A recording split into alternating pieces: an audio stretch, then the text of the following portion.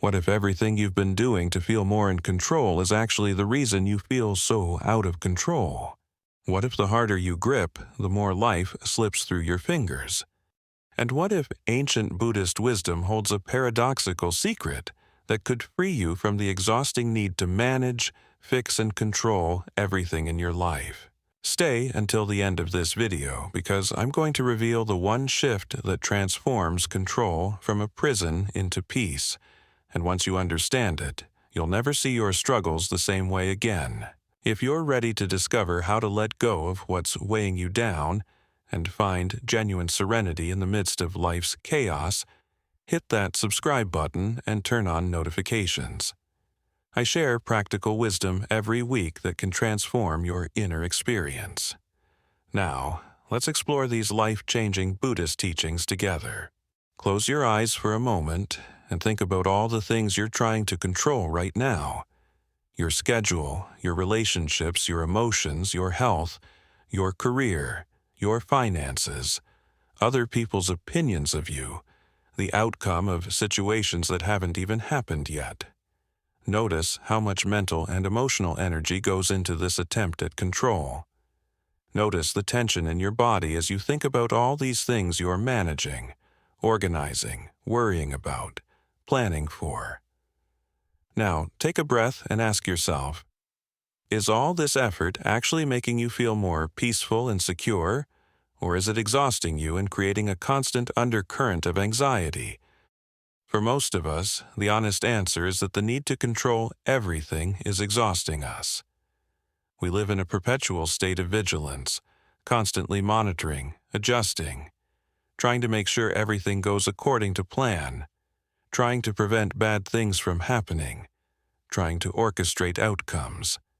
And the irony is that the more we try to control, the more out of control we feel, because life has this way of not cooperating with our plans. Things happen that we didn't anticipate. People behave in ways we can't predict.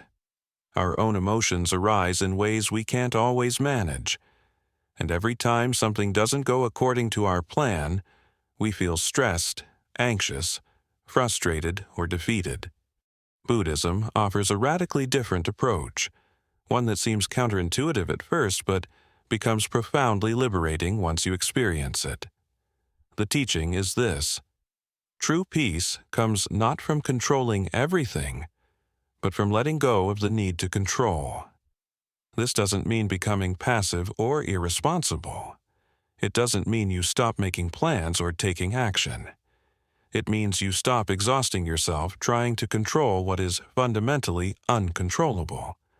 It means you distinguish between what's actually within your influence and what isn't, and you release your grip on the latter. Think about it. What can you actually control? You can control your own actions in this present moment. You can control where you place your attention. You can control the effort you put into things. You can control how you treat people. You can control whether you're living according to your values. But you cannot control outcomes. You cannot control other people's choices. You cannot control what happened in the past. You cannot guarantee what will happen in the future. You cannot control your automatic emotional responses. You cannot control random events. You cannot control how others perceive you. And yet, how much of your energy goes into trying to control exactly these things? When you really look at it, you start to see that most of what you're trying to control is actually outside your control. And that recognition, while it might feel scary at first, is actually the beginning of freedom. Because once you acknowledge what's outside your control, you can stop wasting energy on it. You can redirect that energy toward what you actually can influence, and you can start to find peace with the rest, accepting it rather than fighting it. Let me give you a concrete example. You have an important presentation at work tomorrow. What can you control? You can control how much you prepare. You can control getting enough sleep tonight. You can control showing up on time. You can control the effort you put into delivering the presentation, but you cannot control how your boss or colleagues will receive it, You cannot control whether the technology will work perfectly. You cannot control if someone asks a question you can't answer. You cannot control if something unexpected happens that affects the outcome. You cannot guarantee success. Most people focus their anxiety on the things they can't control, the outcome, others' opinions, potential problems, and it creates tremendous stress. But if you focus your energy on what you can control, your preparation, your presence, your effort, and you release your attachment to the outcome, accepting that you'll do your best, and whatever happens after that is outside your control, you can show up with much more calm and confidence. You're not trying to grip the entire situation. You're showing up for your part and accepting the rest. This principle applies to everything in life. Your relationships. You can control how you show up, how you communicate, how you treat people, but you cannot control how they feel, what they choose, whether they stay or go. Your health. You can control your habits, your choices, seeking medical care, but you cannot control every aspect of how your body responds or what conditions might develop. Your career.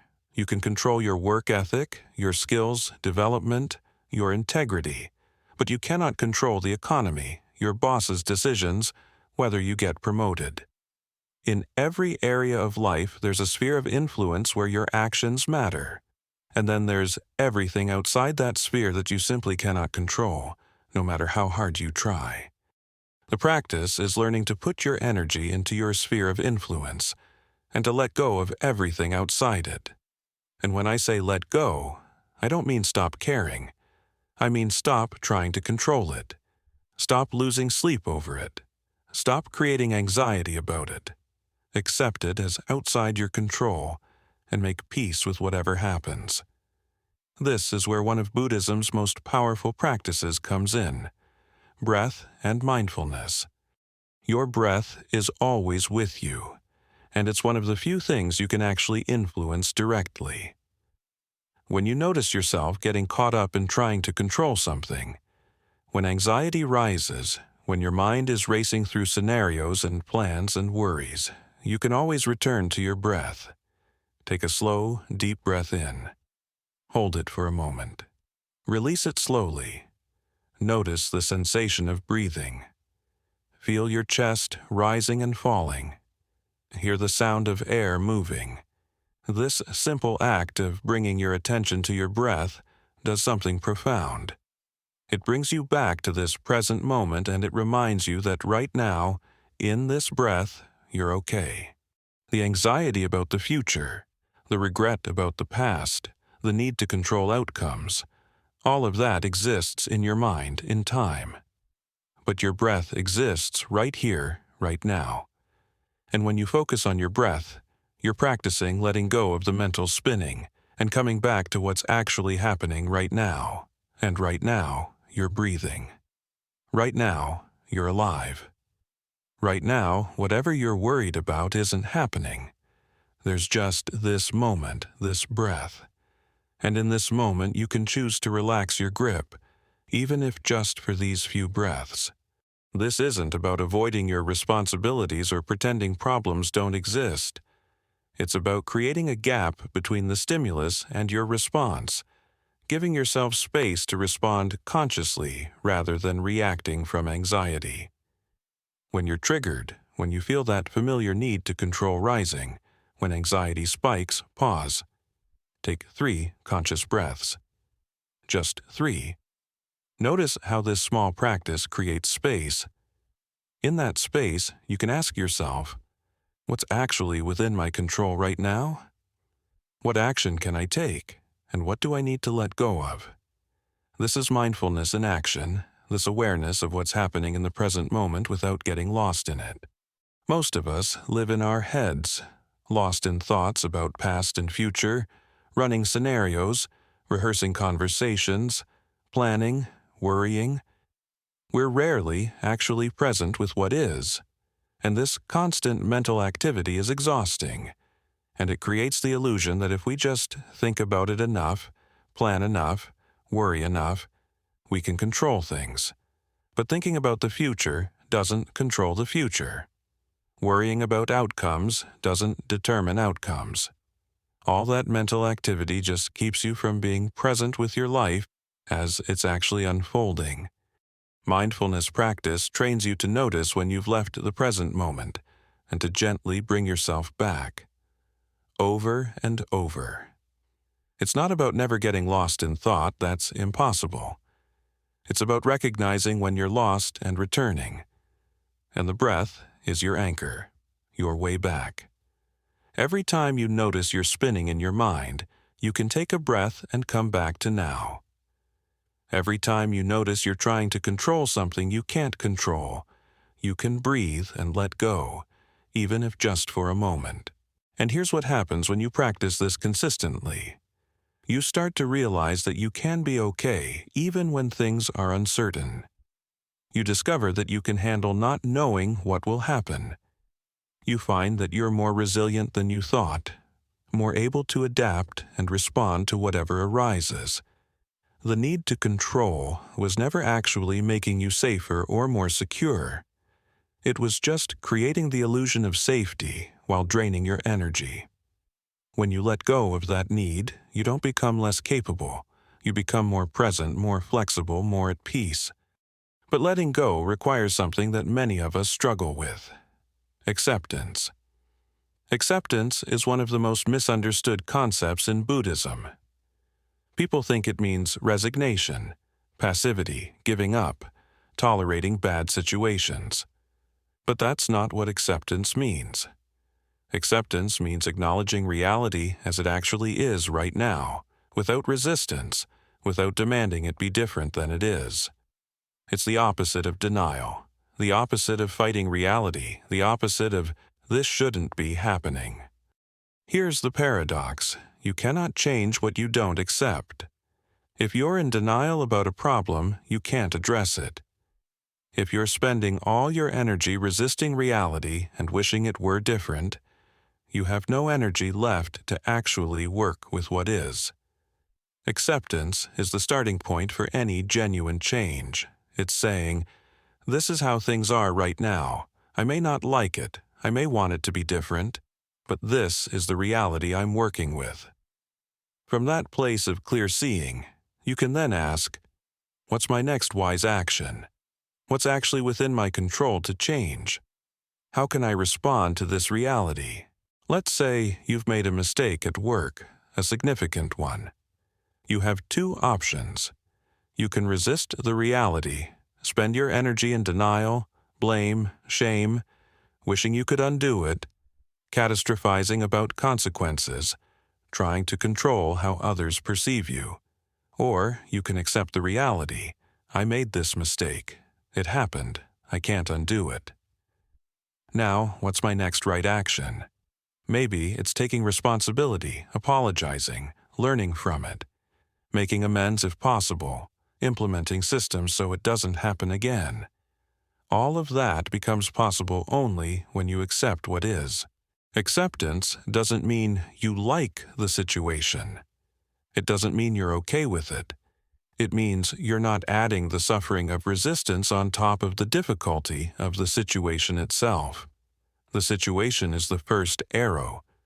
Your resistance to it, your "this shouldn't have happened," your refusal to accept reality, that's the second arrow. And the second arrow often hurts more than the first. When you practice acceptance, you're not shooting yourself with that second arrow. You're acknowledging what is, feeling whatever you feel about it, and then responding as wisely as you can. This level of acceptance becomes much easier when you cultivate another practice that Buddhism emphasizes: gratitude. Now, you might be thinking, what does gratitude have to do with letting go of control? Everything. Because gratitude shifts your attention from what's wrong, what's missing, what you're afraid of losing, to what's actually here, what's actually working, what you actually have right now, and that shift in attention changes your entire experience. When you're in control mode, your attention is fixated on problems, gaps, threats, things that need fixing. You're focused on what could go wrong, what you don't have, what you need to change. This creates a perpetual state of lack and anxiety. But when you practice gratitude, you deliberately shift your attention to what's present, what's working, what you do have. And you start to realize that even in the midst of challenges, there's so much that's actually okay, so much that you've been taking for granted while you were busy worrying about everything else. Right now, take a moment. What are 3 things you're grateful for in this very moment? Maybe it's your health or the health of someone you love. Maybe it's having a home, food, water. Maybe it's a relationship that brings you joy. Maybe it's the fact that you're alive, that you're learning, that you have this opportunity to grow. Really feel those things for a moment. Notice how that feels different from the anxious, controlling energy we started with. Gratitude creates spaciousness. It reminds you that you're not just your problems and your worries. There's so much more to your life than the things you're trying to control. And here's something interesting. When you practice gratitude regularly, you naturally start letting go of control because you realize you already have so much. The desperate need to control often comes from a fear of loss, a belief in scarcity, a sense that if you don't grip everything tightly, you'll lose what matters. But gratitude shows you abundance. It shows you that your well-being doesn't depend on controlling every variable. You're actually already okay. You already have what you need in this moment, and that realization relaxes the grip. I invite you to start a simple gratitude practice. Every evening before bed, think of 3 specific things you're grateful for from that day. Not generic things, specific moments. The smile from a stranger, the taste of your coffee, the warmth of the sun, the conversation with a friend, the fact that your body carried you through the day. Train your brain to look for what's good, what's working, what's here. Over time, this practice rewires your default attention. Instead of automatically scanning for threats and problems, you start noticing beauty and sufficiency. And from that place, letting go becomes much easier. Now, here's a crucial question, and I really want you to pause and reflect on this. Maybe even share your answer in the comments. What's one thing you've been trying to control that you know deep down you can't actually control? And what would it feel like to let it go? What fear comes up when you imagine releasing your grip on it? Write it down below, because naming what we're holding on to is often the first step toward releasing it. All of these practices, letting go of control, using breath and mindfulness, accepting reality, cultivating gratitude, they all require one more essential ingredient: self-compassion. And this is where so many people get stuck. They understand these teachings intellectually. They try to practice them. But when they struggle, when they find themselves gripping again, when they get lost in anxiety and control, they beat themselves up. They judge themselves as failing, as not good enough, as doing it wrong. And that self-judgment creates more suffering and makes it even harder to practice these teachings. Buddhism emphasizes kindness toward yourself as essential, not optional. You're human. You're going to struggle. You're going to forget these practices and fall back into old patterns. You're going to have hard days where everything feels overwhelming and you desperately want to control things. That's not failure. That's being human. The practice is to notice when you're struggling and to meet yourself with compassion instead of criticism. Think about how you'd treat a good friend who's going through a hard time. You wouldn't say, "What's wrong with you? Why can't you just let go? Why are you still anxious?" You'd say, "This is really hard. I'm here with you. It's okay to struggle. You're doing the best you can." You'd offer understanding, support, encouragement. Why don't you offer yourself the same kindness? Why is the voice in your head so much harsher toward you than you'd ever be toward someone you care about? Self-compassion isn't self-indulgence or making excuses.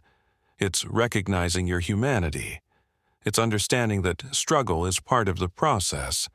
It's being on your own side rather than constantly at war with yourself. And paradoxically, when you treat yourself with compassion, you actually grow more. Because compassion creates safety, and in that safety, you can look honestly at your patterns, your fears, your struggles, without being overwhelmed by shame or judgment. You can say, I'm really struggling with the need to control right now. That's okay. This is hard. What do I need in this moment? Maybe what you need is to take a walk, to call a friend, to journal, to cry, to rest, to ask for help. Self-compassion allows you to acknowledge your needs and to care for yourself, which builds your capacity to handle life's challenges. It's like building emotional resilience. Every time you meet yourself with kindness instead of criticism, you're strengthening your ability to be with difficulty without being destroyed by it. And here's what's beautiful. As you practice self-compassion, you naturally become more compassionate toward others. You recognize that everyone is struggling in their own way. Everyone is doing the best they can with the resources and awareness they have. You stop needing to control others because you understand they're on their own journey. You can offer support without trying to fix or change them. You can love without gripping. You can care without taking responsibility for their choices. This creates so much more freedom in your relationships. I want to share something personal. For years, I tried to control my emotions. I believed that being spiritual or evolved meant never feeling anxious, angry, or sad. So whenever these emotions arose, I'd judge myself, push them down, try to think my way out of them, essentially try to control my inner experience. And it was exhausting and it didn't work. The emotions just got stronger, more insistent. It wasn't until I learned to accept my emotions, to let them be present without trying to control or fix them, that I found peace. Now, when anxiety arises, I can say, oh, there's anxiety. That makes sense given the situation. What does it need? Maybe it needs me to take some action.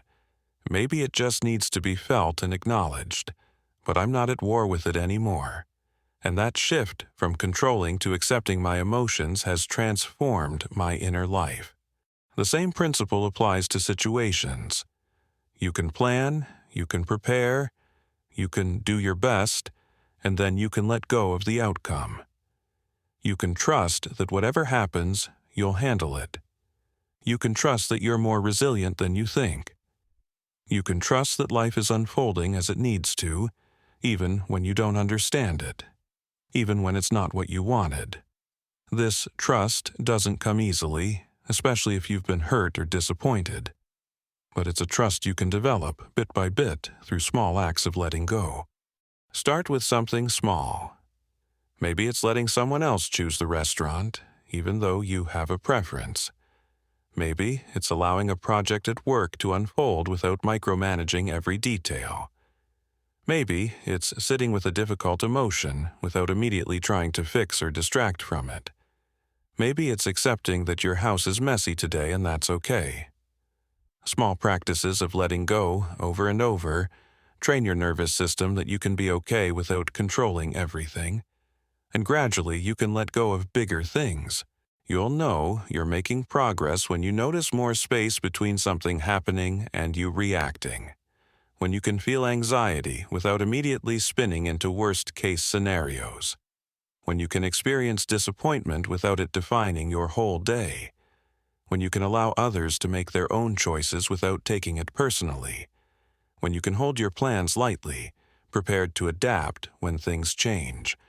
When you can be present with uncertainty without needing to immediately resolve it. These are all signs that you're developing the capacity to let go.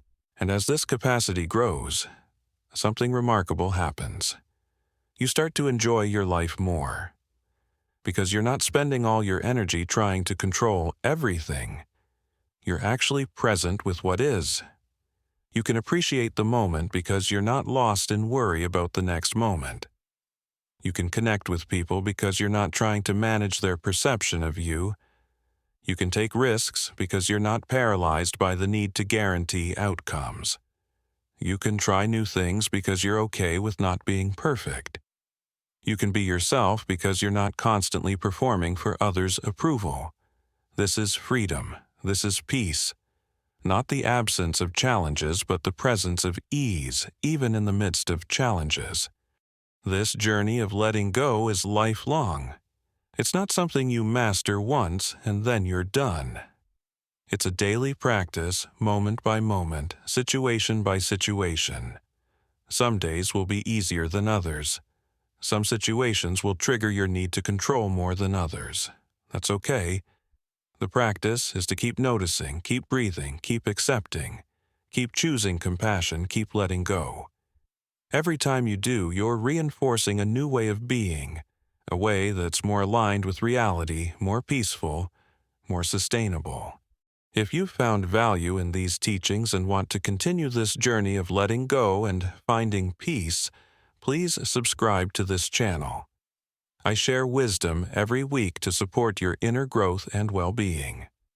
Your presence here matters, and I'm grateful you're part of this community. Now, the secret I promised you at the beginning, the paradoxical truth that transforms everything. Here it is. The secret to having control is to stop trying to control. When you release the exhausting effort to control what you cannot control, and focus instead on what you actually can influence, your actions, your responses, your attention, your energy, you become far more effective and far more peaceful. You stop wasting energy on futile attempts to control everything, and you channel it into what actually matters. And in that focused, present, accepting state, you paradoxically have more influence than when you were frantically trying to control everything, because you're responding consciously instead of reacting from fear. That's the secret. The control you are seeking comes through letting go,